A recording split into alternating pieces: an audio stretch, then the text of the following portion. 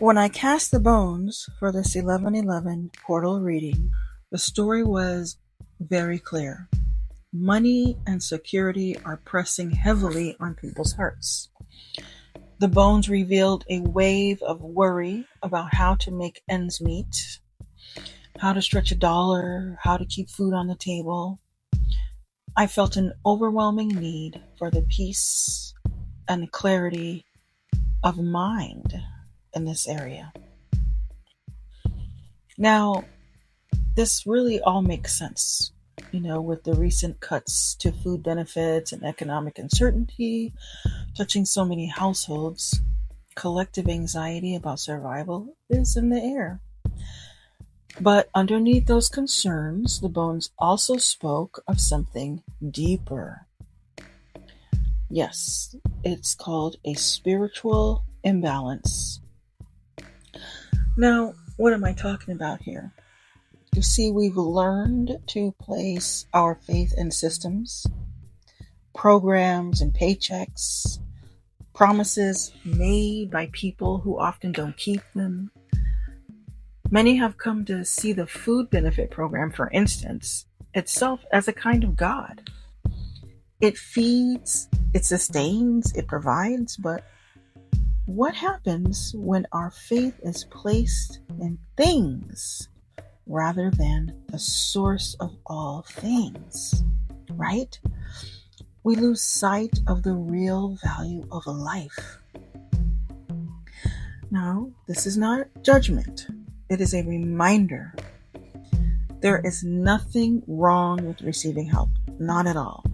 The issue arises when we begin to believe that help comes from the program instead of through the program, right? Spirit provides through many channels, but the source is always divine.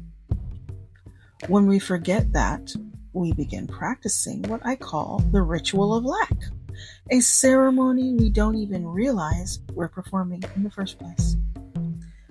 Every time we speak of not having enough, every time we worry about the next bill, we participate in this ritual. We rehearse poverty with our words and feed it with our attention. And as with any ritual, repetition gives it power. Do you see? But there is another practice available to us, and that is the practice of knowing. When we know that our needs will be met, we align ourselves with a natural law of provision. Hope is passive. Knowing is active. Hope waits. Knowing moves mountains. Right? You're going to be in the right place at the right time. When we know, we shift reality. The unseen gears of the universe begin to turn in our favor. Opportunities appear, kindness comes, resources flow. Like I said, right place, right time, because we've allowed ourselves to flow, right? We start to witness miracles disguised as everyday moments. A neighbor's generosity, an unexpected refund, a job offer, a meal shared at just the right time. Now, I'm going to say this for myself. A lot of people will be listening to this and they're going to say, I'm so tired of hearing these people talk about faith and all this. I mean, they probably live in their nice house, yada, yada, yada. Look, I have been homeless. I have gone without many seasons in my life, but I have also had money at times. I've had good jobs at times. But I could tell you the one thing that changed my reality in any of those given times is practicing the knowing. I did it a lot of times without even realizing that I had done it. It was desire. It was sheer desire and want that led me up the hill without even realizing that I had done it, without even realizing how. It was just suddenly, poof, there I was, 6-figure job. And moving into the studio that I had been dreaming about, right? For so long, right? I had built that story up in my mind so many times. I feel like my story is not much different from many of your guys' stories, right? How many can say, yeah, there was this one time where I was down and out and didn't have anything, but I just really wanted this one thing, and bam, it showed up.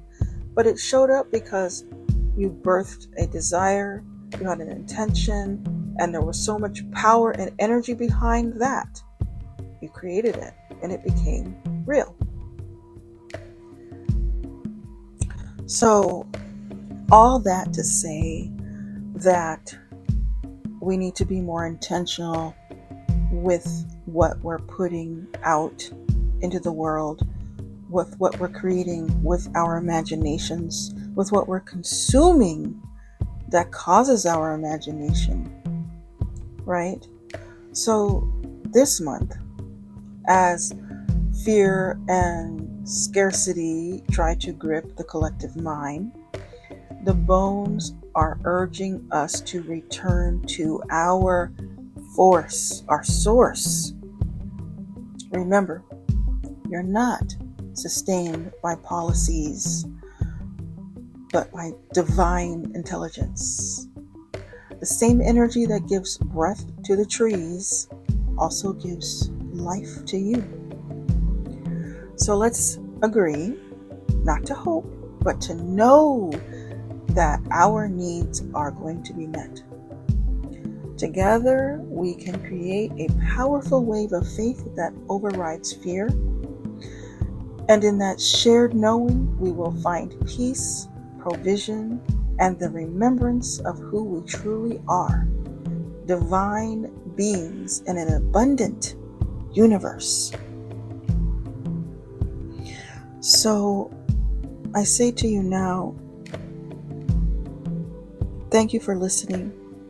I'm not giving as many readings online or on my channel and my social medias as I could be, because I've just been busy upgrading my own life and practicing this theory of imagination, practicing this theory of creating from the divine source within me. But as I experience more of it, as I see more of it, I will begin to share what I have learned. Anyways, thank you so much for being here, listening. If you have questions, thoughts, go ahead and write them in the comments. And if you want, personally, write to me on my website at the contact page. I will be happy to respond or book a reading. I'm always here. Thank you so much for listening. Hakuna Matata.